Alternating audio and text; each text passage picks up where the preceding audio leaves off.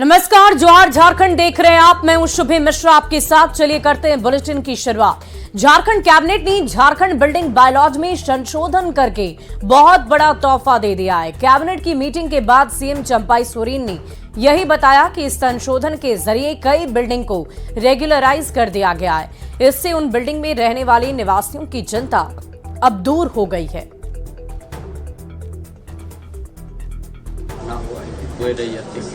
जमीन के ऊपर उसको भी न्याय मिले, ताकि किसी तरह के उनका ऊपर में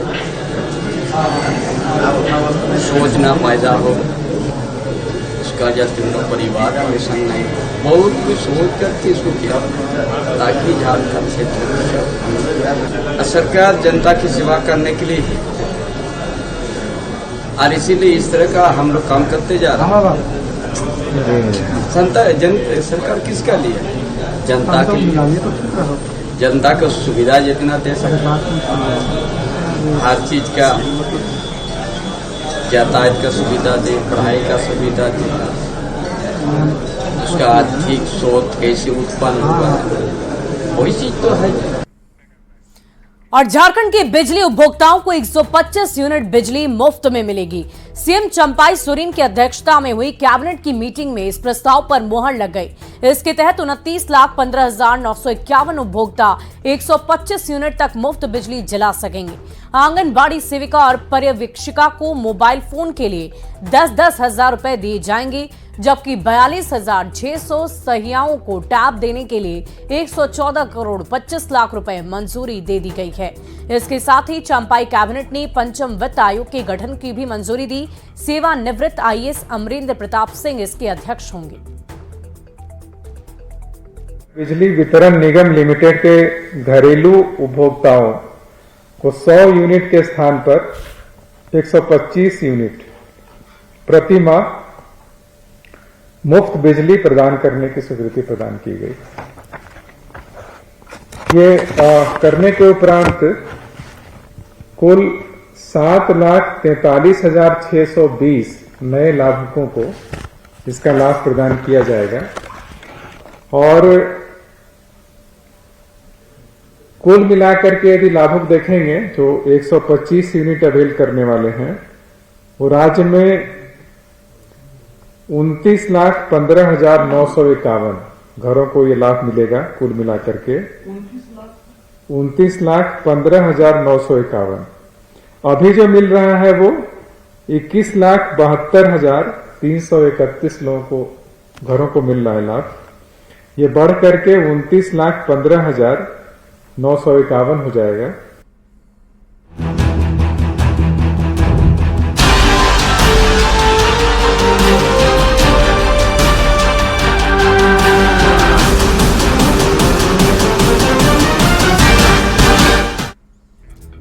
वहीं झारखंड विधानसभा का बजट सत्र सोमवार की सुबह 11 बजे तक के लिए स्थगित हो गया।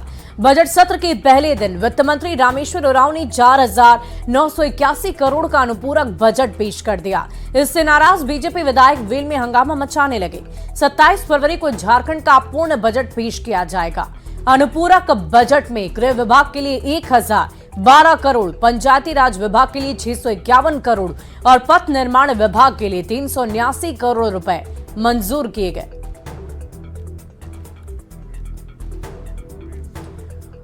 वहीं झारखंड विधानसभा में बजट सत्र के पहले दिन विपक्षी दल बीजेपी ने चंपाई सरकार को जेएसएससी सीजीएल पेपर लीक मामले को लेकर घेरा है।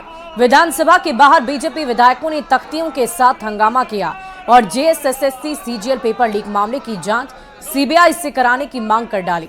बीजेपी ने एसआईटी जांच सरकार का दिखावा बताया और युवा विरोधी झारखंड सरकार के नारे भी लगाए।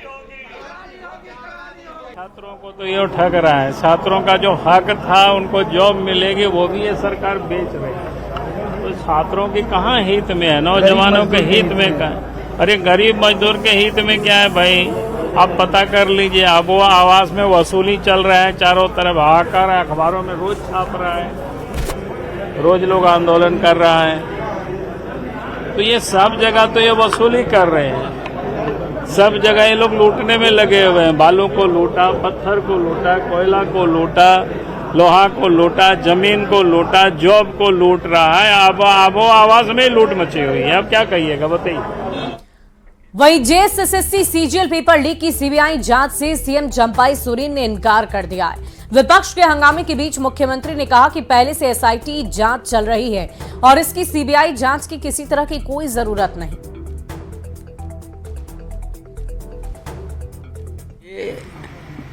हमारे से का बड़ा मजबूती के साथ एसआईटी गठन किया है।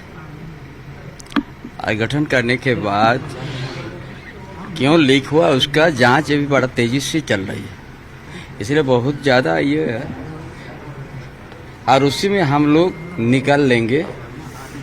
भरोसा रखना होगा ना, है ना।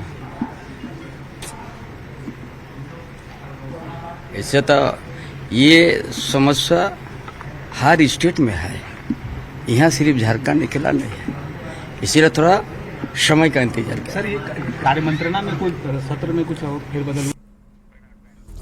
वहीं झारखंड हाईकोर्ट में हेमंत सोरेन की याचिका पर सुनवाई हुई और इस मौके पर हेमंत सोरेन की ओर से महाधिवक्ता राजीव रंजन ने अपना पक्ष रख दिया। ईडी ने जवाब दाखिल करने के लिए समय की मांग की और अगली सुनवाई 26 फरवरी को होगी।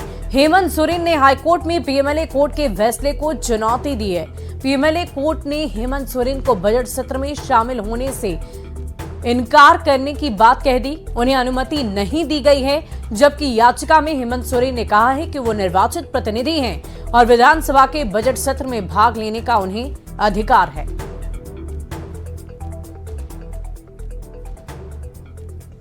केसों में इस तरह के आदेश मिले हैं, परमिशन ग्रांट हुआ है सुप्रीम कोर्ट के द्वारा, हाई कोर्ट के द्वारा। आपके डुल्लू महतो हैं, नलिन सोरेन जी का मैटर है, मधु कोड़ा और अन्य बहुत सारे, और पप्पू यादव, इस तरह के बहुत सारे मैटर्स हैं जिसमें कोर्ट ने स्पेशल केसेस में परमिशन ग्रांट किया है। तो इसीलिए चूँकि बजट सेशन है, हमारा मनी बिल है, हर दिन जो मनी बिल पर वोटिंग होता है, it's a vote of confidence on the government. इसको देखते हुए हम लोगों ने ये परमिशन मैंने परमिशन मांगा है कोर्ट से। और चूँकि बहुत छोटा सत्र है, 5 दिन का ही है, बहुत बड़ा भी नहीं है, अगले फ्राइडे को ये खत्म हो जाएगा। वहीं जेएमएम विधायक लोबिन हेम्ब्रम ने फिर तलक तेवर दिखाए। रांची में प्रेस कॉन्फ्रेंस में उन्होंने कहा है कि आदिवासी और मूल वासियों की बात नहीं सुनी जा रही है। रांची में कल हुई जेएमएम की बैठक में उन्होंने कई मुद्दे उठाए, पर सीएम चंपाई सोरेन ने किसी तरह का ध्यान ही नहीं दिया और इसीलिए वो 7 मार्च से भोगनाडीह से अन्याय यात्रा निकालने जा रहे हैं। इसके जरिए पूरे झारखंड की यात्रा करेंगे। वहीं लोबिन हेम्ब्रम के बयान पर आरजेडी ने जोरदार पलटवार किया, उन्हें ब्लैकमेलर करार दे दिया है। हम लोग डायरेक्ट लड़ाई लड़ रहे हैं बीजेपी से और बीजेपी बहुत आगे भाग रहा है। अभी झारखंड मुक्ति मोर्चा एकदम शिथिल पड़ा हुआ है। अभी तक कौन कैंडिडेट होगा, नहीं होगा, कहां से होगा, अभी भी स्पष्ट नहीं हुआ। इसके बाद जो अभी का जो वर्तमान का जो स्थिति है, आखिर ये कौन जिम्मेदार है, क्यों ये स्थिति पैदा हुआ। और हमने कहा कि भाई जितने विधायक हैं, ये स्थिति जब पैदा हो रहा था क्यों नहीं कोई विधायक बोल रहा था, और हमने जब बोला तो हमको ही दरकिनार कर दिया गया। लोग निकाले हैं न्याय यात्रा, हमारा निकलेगा अन्याय यात्रा। झारखंड में अन्याय ही अन्याय हुआ है और अभी तक अन्याय हो रहा है। कौन बचाएगा यहाँ के लोगों को, आदिवासी मूलवासी को? आज जमीन बच पा रहा है, न लोगों को नौकरी मिल पा रही है। आज यहां से लोग बेदखल होते चले जा रहे हैं। क्या इसीलिए राज्य अलग हुआ था क्या? इसीलिए हमने ये तय किया है, सेशन खत्म होने के बाद 7 तारीख से मेरा अन्याय यात्रा निकलेगा और पूरे झारखंड में निकलेगा। सबसे पहले संथाल प्रकार में हम शुरू करेंगे। लोबिन हेम्ब्रम जो है वो सिर्फ अपना काम निकालना चाहते हैं कि सरकार को बोल के या बात करके ब्लैकमेल करके सिर्फ अपना काम करें। वो जनता की काम के चक्कर में नहीं रहते। अगर जनता की काम की बात सोचते, जनता के हित की बात करते तो इस सरकार के खिलाफ नहीं जाते। और सरकार के खिलाफ अगर बोल रहे हैं कि न्याय यात्रा निकाल रहे हैं, और बिहार की राजधानी पटना में 3 मार्च को आरजेडी की जन विश्वास रैली होगी और इसमें बहुत बड़ी संख्या में झारखंड के आरजेडी नेता और कार्यकर्ता शामिल होंगे। रांची में आरजेडी प्रदेश अध्यक्ष रंजन यादव ने आरोप लगाया कि केंद्र सरकार ने साजिश रचकर बिहार में जेडीयू आरजेडी की सरकार को गिरा दिया है। इस साजिश का आरजेडी की ओर से मुंहतोड़ जवाब दिया जाएगा। साजिश करके सरकार को गिराया गया और फिर से ही बीजेपी के साथ नीतीश जी सरकार बनाए। तो इस बिहार की जनता अपना जो मत दी, अपना जो विश्वास जताया था, वो हमारे बिहार नेता और युवा नेता, तेजतर्रा नेता माननीय तेजस्वी यादव जी के ऊपर विश्वास जताया था और उसी विश्वास के साथ बिहार में लोगों ने अपना मत दिया था। और गोड्डा के बीजेपी सांसद निशिकांत दुबे ने देवघर में बिगड़ते हुए लॉ एंड ऑर्डर पर सवाल खड़े कर दिए। उन्होंने देवघर के सिंगवा में हुए दोहरे हत्याकांड पर गहरी चिंता जताई। साथ ही परिजनों को जल्द से जल्द इंसाफ देने और अपराधियों की गिरफ्तारी की मांग कर दी है। सिटी से लेके देवघर शहर तक ड्रग पेडलर का जो है एक बड़ा अड्डा हो गया है। क्योंकि बॉर्डर हमारा बिहार के साथ, बॉर्डर हमारा बंगाल के साथ जुड़ा हुआ है, तो ड्रग्स का काम और बच्चे जो है उस पर लिप्त होते जा रहे हैं। जो प्रशासन का काम है उनको उस अपराध से मुक्त कराना, वो बन नहीं पा रहा है। अगली खबर धनबाद से, जहां महुदा रेलवे स्टेशन पर ट्रेन और प्लेटफॉर्म के बीचों बीच फंसे रेल यात्री की जान बच गए। दरअसल जैसे ही ट्रेन प्लेटफॉर्म पर रुकी, एक यात्री नीचे उतरने लगा और ट्रेन और प्लेटफॉर्म के बीच सीढ़ियों में फंस गया। उस संकरे स्थान से बाहर निकलना बेहद मुश्किल लग रहा था। उस यात्री की जान सांसत में पड़ गई थी। तभी खबर मिलते ही आरपीएफ की टीम मौके पर पहुंची और इलेक्ट्रिक कटर से ट्रेन की सीढ़ी को काटा। आरपीएफ की सूझबूझ से मौत के मुंह में समा रही रेल यात्री की जान आखिरकार बच गई।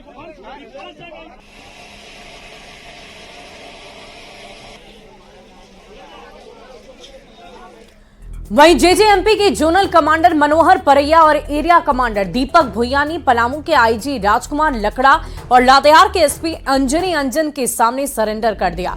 आईजी और एसपी ने दोनों नक्सलियों का समाज की मुख्य धारा में स्वागत किया। साथ ही मनोज परैया को 10 लाख रुपए का चेक सौंपा गया। इस मौके पर जोनल कमांडर मनोहर परैया ने बाकी नक्सलियों से भी ऑपरेशन नई दिशा का लाभ हासिल करने और मुख्य धारा में शामिल होने की अपील कर दी है। समर्पण नीति के तहत इन लोगों ने अपना विश्वास व्यक्त किया और मनोहर परैया, जो अमवा टीकर का रहने वाला है छिपाद्वार थाने का, उसने अपने अन्य साथी दीपक भुइया के साथ लातेहार पुलिस के समय और ये अपने दस्ता के साथ जो भी अमवा टीकर जो छिपाद्वार क्षेत्र में लगातार सक्रिय थे, तो हमारी टीम के द्वारा, सीआरपी के द्वारा लगातार इनके परिवार वालों को कांटेक्ट किया गया। उनको जो सरकार की पुनर्वास और आत्मसमर्पण नीति है उसके बारे में बताया गया, तो उससे कन्विंस होकर के और इन्होंने तय किया है कि मुख्य धारा में जुड़ेंगे। और साथ ही कुंदन भुइया भी एक इनके साथी रहा है, जो कि एरिया कमांडर था, इन्हीं के दस्ता में था। तो इन दोनों ने आज आत्मसमर्पण किया है। जो पुलिसी का निहत इतिहास देखे सरकार का, जो पुलिसी अच्छा लगा हमको। इसमें सरेंडर करने के जो है कि बहुत कुछ सहयोगी मिल जाता है सरकार की तरफ से, और यही देख करके हम अपील किए। और साथियों को क्या संदेश देना चाहेंगे आप? और मैं साथी के यही संदेश देना चाहता हूँ कि जैसे हम आए यहाँ अपना अच्छा ज़िंदगी बिताने के लिए, वहाँ जंगल में तो अच्छा है नहीं, वहाँ तो भटकना पड़ता है। वहाँ तो सारे लोग जो है मुंडरा से भटक चुके हुए हैं। तो हम यही कहना चाहेंगे कि उन लोग मेरा साथी जो है अगर आके मुंडरा में जुड़ जाए तो अच्छा रहेगा। और रामगढ़ की पुलिस कस्टडी में दलित युवक अनिकेत भुइया की मौत पर बीजेपी ने सवाल खड़े कर दिए हैं। विपक्ष के नेता अमर बावरी ने मृतक के परिजनों से मुलाकात की, साथ ही पीड़ित परिवार को न्याय और अपराधियों की जल्द गिरफ्तारी की मांग की है। उन्होंने आरोप लगाया कि गठबंधन की सरकार लॉ एंड ऑर्डर संभालने में नाकाम साबित हो रही। जो बॉडी देखने से लगता है कि बहुत ज़्यादा टॉर्चर के कारण उसकी डेथ हुई है। पुलिस एक अपना दावा पेश कर रहे हैं कि उसने आत्महत्या की है, जो कहीं से भी स्वीकार हम लोगों को नहीं हो रहा है। हम लोगों ने इसीलिए कहा कल भी हम लोगों ने कहा था प्रशासन और सभी लोगों का ध्यान आकृष्ट कराया था कि भाई इसकी पोस्टमार्टम जो है वो जो डॉक्टरों की टीम के द्वारा और न्यायिक जुडिशियल माध्यम से हो तो पोस्टमार्टम उस तरह से। और रांची टेस्ट के पहले दिन शुरुआती झटकों से उबरते हुए इंग्लैंड की टीम सम्मानजनक स्कोर की ओर बढ़ती नजर आई और ऐसे में इंग्लैंड टीम के समर्थकों के चेहरों पर मुस्कुराहट लौट आई, जबकि आकाशदीप और मोहम्मद सिराज की गेंदबाजी से भारतीय फैंस का जोश बहुत हाई नजर आया। उनसे बातचीत की है न्यूज 18 संवाददाता संजय सिन्हा। टाइम कितना बजे आएगा ये? जेएससीए में पहले दिन इंग्लैंड ने बल्लेबाजी करते हुए 300 से ज्यादा रन बनाए हैं। इंग्लिश समर्थकों ने हालांकि टीम को चीयर किया। हम सीधे उनसे ही बात करेंगे। Amazing. After that start as well, we didn't look like getting anywhere near that. So it's been a brilliant turnaround and a great day's cricket. And the Indian fans have been brilliant as well. So it's been a good day. Very good day. बहुत ही बढ़िया, मतलब एकदम राप्तिक भैया। मैं क्या कहूँ, मैं एक ही बात बोलना चाहूंगा कि रोहित भाई के आगे कोई बोल सकता है क्या? नहीं बोल सकता। जैसा कि हम लोगों ने देखा आज जो विकेट था, विकेट के हिसाब से रोहित भाई ने तो कमाल कर दिया। भाई आप लोग रोहित के फैन लग रहे हैं। पीछे मुझे ये देखिए, रोहित के फैन हैं और अभी मुझे सभी लोग रोहित के फैन हैं और यहाँ धोनी देखिए, तो ये दीवानगी है स्टेडियम के बाहर में तमाम लोग टीम इंडिया को चीयर करने। कल पहले घंटे का खेल बहुत अहम है। अगर पहले घंटे में ये विकेट निकाल लेते हैं तो भारत की पकड़ में है, नहीं तो मैच हाथ से निकलने के भी आसार हैं। वो बिल्कुल बैच बॉल क्रिकेट पैटर्न पे जो आपने रॉबिन्सन की बैटिंग देखी है, उनका मनसा इरादा कुछ अलग ही लगता है। बड़ी संख्या में लोग यहाँ पर पहुंचे हैं और जाहिर है कि टेस्ट क्रिकेट को लेकर राजधानी रांची कितनी तैयार है, ये भीड़ जरूर बता रही है। कैमरामैन संजीव तिवारी के साथ संजय कुमार सिन्हा, न्यूज 18 रांची। और राजधानी रांची के जेएससीए ग्राउंड में बिहार के तेज गेंदबाज आकाशदीप ने टेस्ट डेब्यू किया। कोच राहुल द्रविड़ ने आकाशदीप को उनका टेस्ट कैप सौंपा। इस मौके पर ग्राउंड में आकाशदीप की मां भी मौजूद रही। टेस्ट कैप पहनने के बाद आकाशदीप ने मां के पैर छुए और उनका आशीर्वाद लिया। कोच राहुल द्रविड़ ने आकाशदीप के संघर्ष को सलाम किया और उनकी तेज गेंदबाजी की जमकर तारीफ की है। जब एज ए क्रिकेटर हम या फिर इंडिया के जितने भी बच्चे जब क्रिकेट खेलना शुरू करते हैं, सबका एक ही ड्रीम रहता है कि वो इंडिया के लिए टेस्ट खेले, टेस्ट कैप मिले। ये मेरा सपना था और ये सपना हम जहाँ से खेलते हैं, बंगाल यहाँ से नज़दीक है, मेरा गांव यहाँ से नज़दीक, दोनों जगह हम बीच में है। ऐसे जगह पे मुझे वो टेस्ट कैप मिला, हमारी फैमिली यहाँ आई है। ये मेरे लिए इमोशनल तो ज़रूर था, लेकिन कहीं ना कहीं मेरे दिमाग में ये चल रहा था कि मेरे ऊपर एक रिस्पॉन्सिबिलिटी है। अभी मैं मैच में जाके कैसे बॉलिंग कर सकता हूँ, टीम के लिए क्या कंट्रीब्यूट कर सकता हूँ, तो ये थिंकिंग ज़्यादा मेरे दिमाग में चल रही थी। ये सब मेरी जो जर्नी रही है उसमें कहीं ना कहीं मेरी फैमिली का बहुत बड़ा रोल रहा है, क्योंकि जब एक साल में आप घर के 2 बड़े लोगों को खो देते हैं तो आपके पास खोने के लिए कुछ भी नहीं रहता है। तो वही सोच के साथ मैं घर से बाहर निकला था कि मेरे पास खोने के लिए कुछ भी नहीं है, पाने के लिए सब कुछ है। मैं सिर्फ यही सोच रहा था कि मुझे अपने प्रोसेस पे बॉल डालना है, जो मैं इतना दिन से डालते हुए आ रहा हूँ। मेरा जो स्ट्रेंथ है, अच्छी बॉल, अच्छी एरियाज़ में मुझे बॉल करनी है, वहाँ से मुझे विकेट मिला। मैं सिर्फ यही सोचता हूँ और मुझे ऐसा लगता है कि as a fast bowler easy हो जाता है जब हम सिर्फ ये सोचते हैं कि हमको अच्छी एरियाज़ में बॉल डालनी है।